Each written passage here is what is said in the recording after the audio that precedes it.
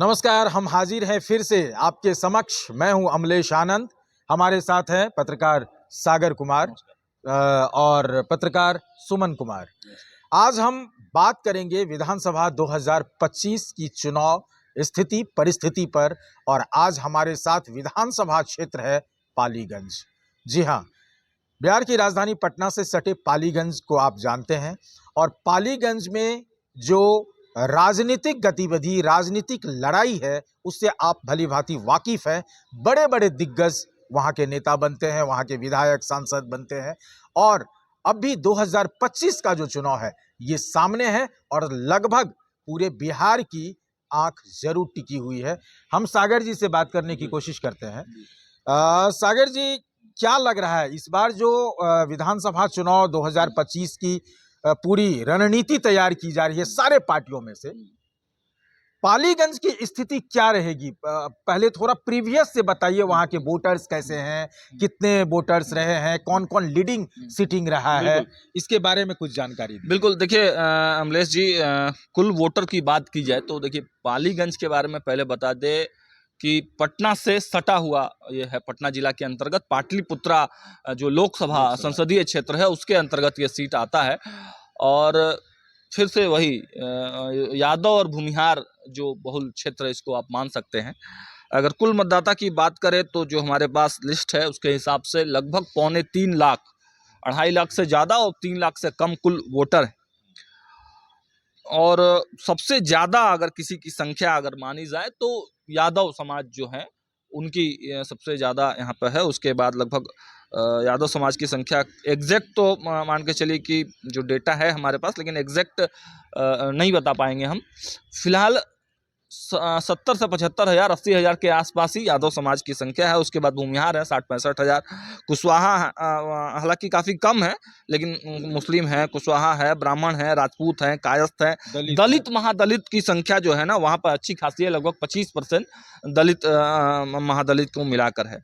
अगर ऐतिहासिक बैकग्राउंड में जाते हैं अमलेश जी, तो आज़ादी के बाद कांग्रेस ने यहाँ खाता खोला था, और उसके बाद सोशलिस्ट पार्टी यहाँ जीत कर आई, और 90 के बाद जनता दल का खाता खुला। मतलब 1990 के बाद यहाँ जनता दल का खाता खुला। और एक बात पालीगंज के बारे में जो कही जाती है कि जैसे एक ही पार्टी पर ज़्यादातर लोग ज़्यादा लंबे समय तक विश्वास नहीं करते हैं। मैंने हर चुनाव में ये शुरू से बनते आया बिल्कुल है। बिल्कुल, वहाँ पे ऐसा देखा जाता है कि वोटरों का जो मिजाज है वो हर चुनाव में बदल जाता है। तो ये एक बड़ी बात है। अब देखिए कि 2020 की अगर हम लोग बात करें तो संदीप सौरव जो माले की विधायक हैं, यादव समाज से हैं, और वो वहाँ से 43% वोट लेकर आए थे।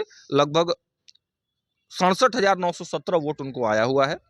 दूसरे स्थान पर जयवर्धन यादव और बच्चा यादव जो रामलखन सिंह यादव के परिवार से हैं, जदयू से चुनाव लड़े थे, उनको मात्र 37,000 वोट आया था। मतलब लीड की बात की जाए तो 30,000 वोटों से चुनाव वो जीते थे। और 2015 में यही जयवर्धन यादव चुनाव जीत कर आए थे।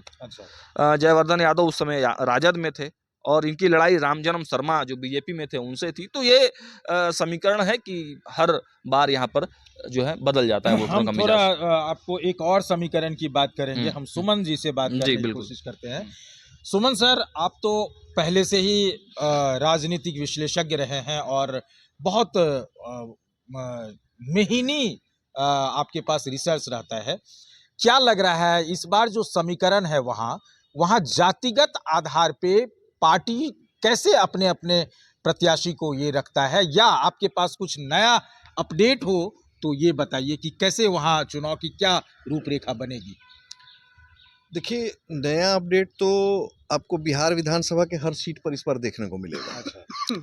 क्योंकि जिस प्रकार से जन सुराज सामने आया है, देखिए 2024 का रिजल्ट भी 23 तारीख को सामने आ जाएगा।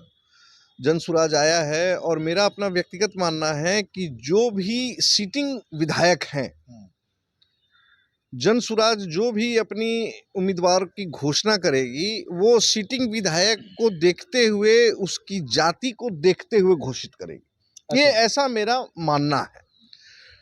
अधिकांश सीटों पर ऐसा होने जा रहा है अमलेश जी, इसके लिए आप तैयार रहिए। देखिए, आप किसी जन सुराज को जो चला रहा है आदमी, भले ही राष्ट्र उसके प्रदेश अध्यक्ष कोई दूसरे व्यक्ति हो, जनसुराज से आप ज्यादा प्रेरित तो नहीं है ना?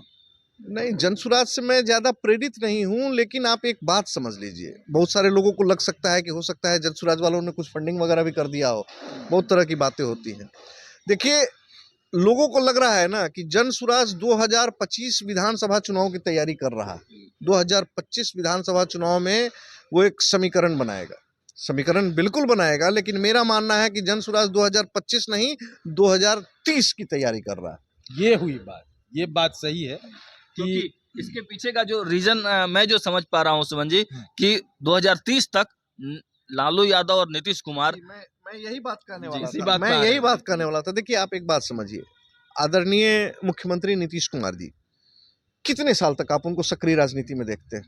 आदरणीय लालू प्रसाद यादव जी, कितने साल तक आप उनको सक्रिय राजनीति में देखते हैं? सवाल ये है कि लालू यादव के नहीं रहने पर तेजस्वी यादव कम या ज्यादा अपनी पार्टी को ऑपरेट कर लेंगे, लेकिन नीतीश कुमार के बाद क्या जदयू का कोई स्थान रहेगा? जदयू का कोई नाम रहेगा? बहुत लोगों की तो ये भी कथन आ रही है विपक्षियों के तरफ से कि जदयू खत्म हो जाएगा नीतीश जी के नहीं रहने से। ये हम भविष्य के गर्भ में छोड़ रहे हैं और अपने श्रोताओं को, अपने दर्शकों के दिमाग में इस बात को जो ध्यान देना चाहते हैं इस प्रश्न को, कि आप लोग कमेंट के द्वारा हम लोगों को बताइए कि क्या आप लोगों को हमारी बातें सही लग रही हैं या नहीं, आप सहमत है कि नहीं, कि क्या नीतीश कुमार के बाद में जदयू को आप कहाँ देख रहे हैं?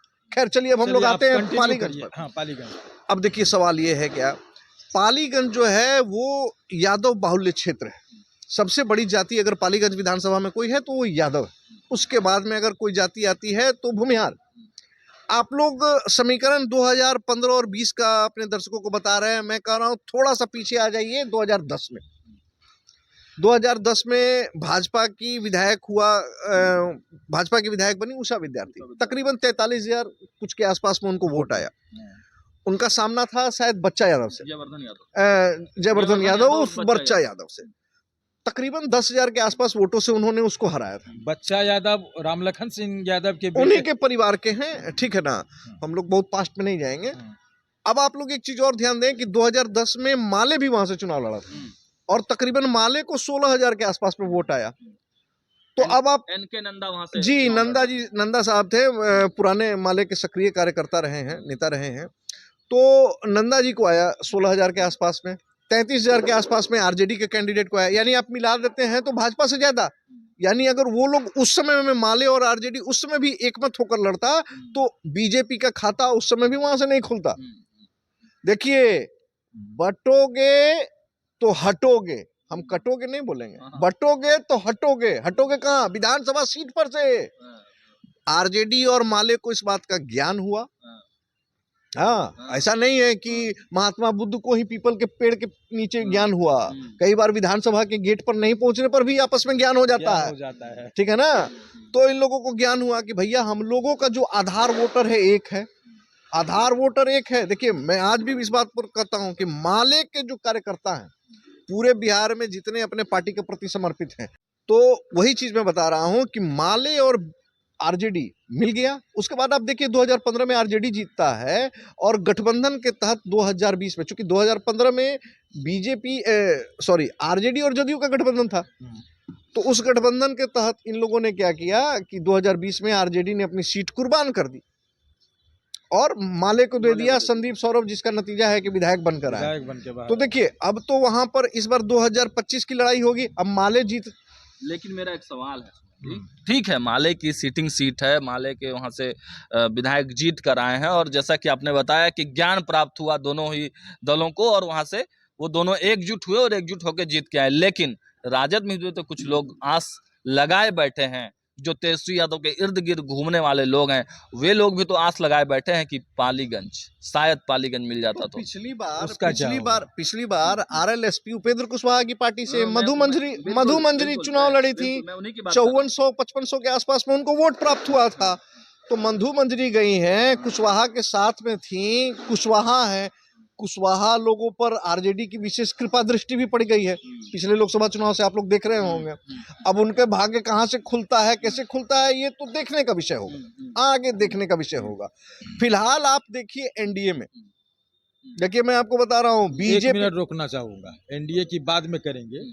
हम सागर जी से जानने की कोशिश करते हैं कि आरजेडी के इर्द गिर्द में कुछ चीजें हैं क्या, कोई पल्ली खुलने वाली है? देखिए यादव बहुल क्षेत्र है, सबसे बड़ी बात यह है 14% यादव मसीहा कहलाते हैं। लालू प्रसाद यादव, तेजस्वी यादव भले ही A to Z का नारा दे दें, लेकिन आपने देखा ना कि पिछले दिनों वो किस प्रकार का नारा दिए कि यादव भैंस से तो उसको झुका ही नहीं पाता है, तो और लोग क्या झुका पाएगा। तो देखिए कहीं ना कहीं यादव समाज के ही इर्द गिर्द लालू प्रसाद और तेजस्वी यादव की राजनीति रही है, और यादव बहुल क्षेत्र से है। तो कहीं ना कहीं जो यादव नेता हैं, या फिर जिनकी बात की आपने मधु मंजरी, कुशवाहा नेता हैं, कुशवाहा की राजनीति आप देख रहे हैं। और कुशवाहा समाज में आपने एक बार कहा था कि कुशवाहा समाज में सत्ता की बेचैनी किस प्रकार है बिहार में, वो साफ साफ देखने को मिल रही है। तो यही मेरा जो आकलन है कि जब यादव बहुल क्षेत्र है तो क्या राजद कोटे के किसी नेता को वो सीट नहीं जा सकती है? क्योंकि जो वर्तमान विधायक है माले के, वो लोकसभा का चुनाव भी लड़े हैं, और आने वाले समय में फिर से हो सकता है कहीं ना कहीं से वो लोकसभा चुनाव लड़े, तो क्या उनका सीट कट भी सकता है? और एक यादव कैंडिडेट या फिर राजद से कुशवाहा कैंडिडेट भी वहां से चुनाव लड़ सकता है। क्या कहना चाहेंगे इस पे, आपका क्या प्रतिक्रिया? देखिए ये सागर जी का अपना व्यक्तिगत विचार है। सागर जी को ऐसा लगता है, हालांकि राजनीति संभावनाओं का खेल है, कब क्या होगा, कल कौन सी घटना घटित होगी, ये कहना बड़ा मुश्किल है, और कल को कुछ भी हो सकता है। लेकिन फिलहाल मैं ऐसा कुछ होते हुए नहीं देख पा रहा हूँ, मुझे नहीं लगता है कि ऐसा कुछ होगा। देखिए अब इसके बाद की जो परिस्थिति, हाँ दूसरे साइड में अगर आप आते हैं, एनडीए गठबंधन, देखिए परंपरागत रूप से भाजपा का वो सीट रहा, भले ही भाजपा लगातार 2 बार से हारी है, तो इस बार लोजपा जो है मांग कर सकता है, लोजपा कह सकता है कि भाई आप तो लगातार 2 बार से हार रहे हो, इस बार वो सीट हमें दो। देखिए लोजपा में 1-2 लोग हैं, 1-2 नेता हैं। कौन है वो नहीं, मैं बता रहा हूं, पहले बात समझ लीजिए। लोजपा में 1-2 ऐसे नेता हैं जो आरजेडी के आधार वोट बैंक पर चोट कर सकते हैं, और वैसे लोग उन लोगों की छटपटाहट है पालीगंज विधानसभा सीट लड़ने के लिए। लोजपा में है, सुनील यादव है। सुनील यादव क्या है जी, क्या करेंगे वो लोजपा को? नहीं देखिए, सक्रिय कार्यकर्ता है और काफी दिन से जो है अपने विधानसभा में लगे हुए हैं, ऐसा नहीं है। लोजपा में वैसे लोगों की कमी नहीं, मैं एक सुनील यादव का ही नाम ले रहा हूँ, ऐसा नहीं है कि केवल सुनील ही यादव है, और भी लोग पड़े हुए हैं।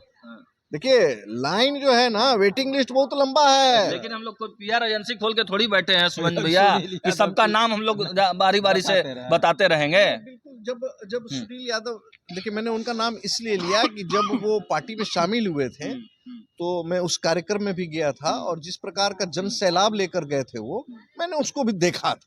उस आधार पर मैं अपनी बात कर रहा हूँ। लेकिन मैं फिर बार बार कह रहा हूँ, एक अकेले सुनील यादव ही नहीं है, वैसे वैसे कई सुनील यादव पालीगंज में भरे पड़े हैं, ठीक है ना। क्योंकि एक नाम उनका मुझे दिखा तो मैंने आपको बताया। दूसरी अब इस पर मेरा एक सवाल है, तो क्या राकेश रोशन, शंकर सिंह माफ कीजिएगा, के लिस्ट में सुनील सिंह का भी नाम आ सकता है अगर भाजपा वहां से कैंडिडेट दे देती है तो?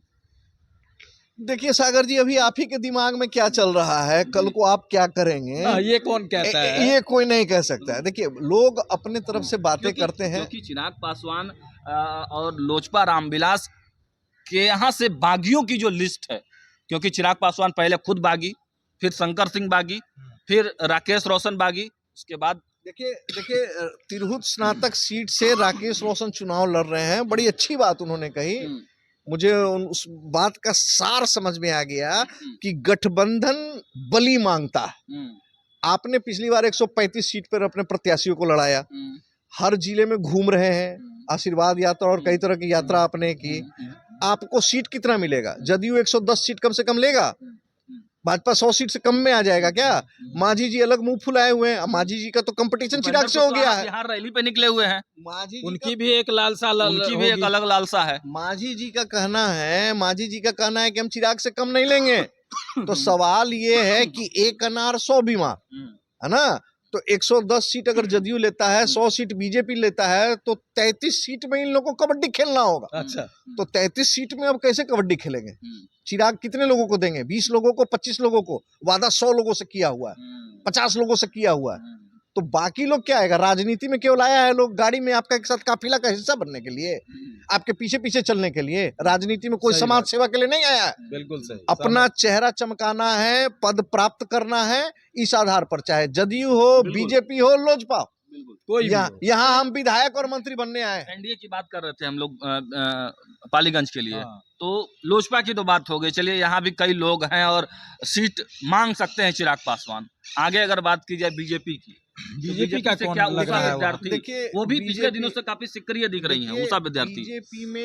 बीजेपी में एक नाम नहीं है। देखिए, बीजेपी कार्यकर्ताओं की पार्टी कही जाती है, ठीक है ना? वहां पर कार्यकर्ताओं को सीट मिलता है, ऐसा हम लोगों ने कालांतर में पहले भी देखा हुआ है। सवाल ये नहीं है कि उषा विद्यार्थी को मिलता है या किसको मिलता है। सवाल ये है कि आपके सामने आंकड़ा पेश किया जाएगा ना, कि आप जो जातीय समीकरण पर चेस खेल रहे हैं, शतरंज खेल रहे हैं, उस शतरंज की बिसात पर आपकी बार बार हार हो रही है। तो आप उस बिसात से बाहर निकलिए और नया दाव खेलिए, नया चाल चलिए।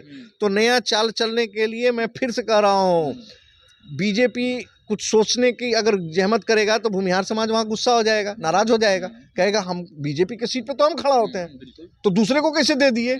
यहाँ पर अब काम बनाएगा उस विधानसभा का या बिगाड़ेगा कोई, तो जनसुराज की एंट्री होगी। जनसुराज की कैसे समझ रहे हैं आप? क्यों ऐसा कह रहे हैं? देखिए, जनसुराज मैंने शुरू में भी कहा, यादव बाहुल्य क्षेत्र है, विधायक माले का यादव है, संदीप सौरभ। अब जनसुराज का जो स्ट्रेटजी हमको लगता है कि वो पक्का कोई ना कोई येन प्रकरण किसी भी तरीके से वो यादव कैंडिडेट दे देगा, जो हम समझ रहे हैं। यादव कैंडिडेट दे देगा, वो बोलेगा कि भाई हम तो जाति की बात करते हैं नहीं, हम तो शिक्षा के school bag uniform, school bag तो अपर लेवल की बात करते हैं हम, तो हम तो चिकित्सा की बात करते हैं, हम रोजगार की बात करते हैं। लेकिन प्रत्याशी तो हमने अच्छा दिया, आप लोग उस प्रत्याशी में अपनी जाति खोज लेते हो, ठीक है। और उन्होंने कहा भी है कि समाज के हर वर्ग के लोगों को हम प्रतिनिधित्व देंगे। तो उनका प्रयास रहेगा कि ज्यादातर वैसे लोगों को हर सीट पर खड़ा करें जहां जो सिटिंग विधायक हैं उनकी जाति से को प्रभावित कर सके, ठीक है ना। तो एक कहावत हम लोग भोजपुरी में कहते हैं कि न खेलब न खेले देव, हम तो खेलिए बिगाड़ब। तो प्रशांत किशोर ये काम करेंगे। ठीक है, एक मेरे सवाल का जवाब दे दीजिए कि कहीं ना कहीं जो सीटिंग विधायक हैं संदीप सौरभ, उनसे जदयू भी गुस्से में होगी, क्योंकि नीतीश कुमार के गढ़ में जाकर लोकसभा का चुनाव लड़ना और टक्कर दे देना सीधे सीधे जदयू को, तो कहीं ना कहीं इसका भी खामियाजा उनको भुगतना पड़ेगा या नहीं? सागर जी, नीतीश कुमार के गुस्सा का बात करिएगा तो चिराग से ज्यादा गुस्सा बिहार में किस पर हो सकते हैं? अरे 80 पार्टी 43 पर पहुंचा दिया। हाँ, एनडीए का स्वरूप जो दिख रहा है ये रहेगा नहीं भाई, मैं आपको बता रहा हूँ। बड़ी बात कर रहे हैं आप। एनडीए का स्वरूप ये नहीं रहेगा। नहीं रहेगा। कब तक नहीं रहेगा। कब तक नहीं रहेगा? 2025 आप होली आने दीजिए। चिराग पासवान जा रहे हैं, अब कौन जा रहा है नहीं जा रहा है ये भविष्य में छोड़ दीजिए। लेकिन जीतन राम मांझी कह रहे हैं, आप सोचिए ना, 243 सीट है। 243 किधर जाएंगे? अगर चिराग पासवान को जाना हो गया तो जनसुराज या राजा, ये कैसे खोलेंगे हम? ये तो भेद रहेगा बना हुआ ना। ये अभी थोड़ा सा हमारे दर्शकों को इसके लिए इंतजार करना होगा। इंटरेस्टिंग पॉइंट है दर्शकों। और आप देख लीजिए कि जीतन राम मांझी, चिराग पासवान, अब इन लोगों को क्या मिलेगा एनडीए से नहीं मिलेगा ये तो वक्त बताएगा। लेकिन ये तय है कि कुछ न कुछ बड़ा खेला होने वाला है 2025 चुनाव से पहले। चुनाव मतदान से पहले जब बंटवारा होगा तो एक बड़ा खेला आप लोगों के सामने नजर आएगा। तो इसी तरह की बातचीत के लिए, इसी तरह के डिस्कशन के लिए हम फिर अगले विधानसभा के लिए हाजिर होंगे। तब तक के लिए नमस्कार। नमस्कार।